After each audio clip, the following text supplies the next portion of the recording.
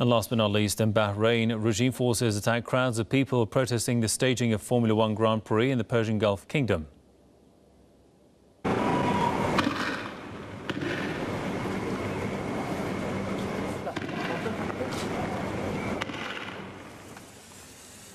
The protesters say the Al Khalifa ruling dynasty wants to use the car race as a front to portray the situation in Bahrain as normal.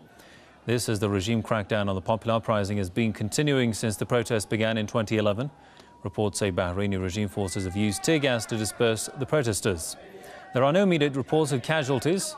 Bahraini demonstrators have been demanding the downfall of the ruling monarchy since the revolution began. Scores of people have been killed and many more put behind bars by Saudi-backed regime forces during the period.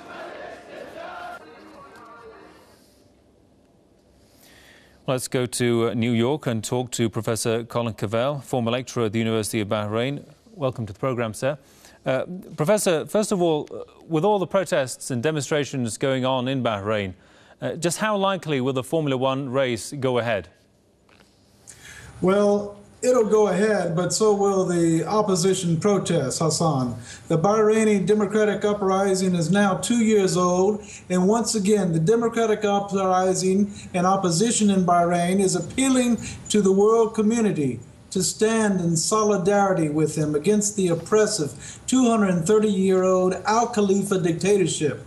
The regime, however, does not want the world to see the blood dripping from its hands, and hence wishes to go forward tomorrow, Sunday, April 21, with the Formula One car races.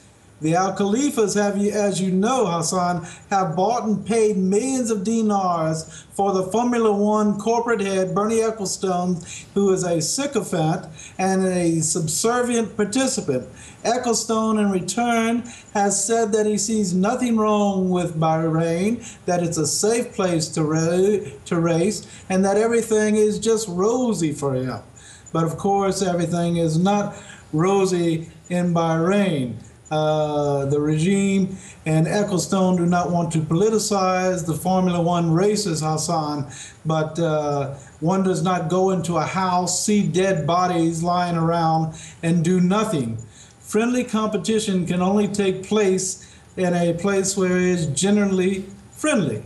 And that does not characterize Bahrain today. It has a repressive government that beats, imprisons, tortures, and murders its citizens who call for democracy. The Bahraini government is an international pariah, and there's a stench emanating from Bahrain. It is the foul odor of political repression, of beatings, of murder. Indeed, the system is rotten to the core in Bahrain. Dictatorship and monarchy are anathema to freedom and liberation. The people, the democratic majority, are simply asking the Formula One drivers and their worldwide fans to boycott the races in Bahrain and stand in unity with them for the democratic movement. Indeed. Victory for democracy in Bahrain. Indeed. Well, Professor, I mean, if everything goes wrong and supposedly the race is interrupted or even cancelled, what image will this portray of Bahrain then? Well, what the movement indicates is that the people are not going to give up, despite the Al Khalifas, despite Bernie Ecclestone and the corporate side of Formula One.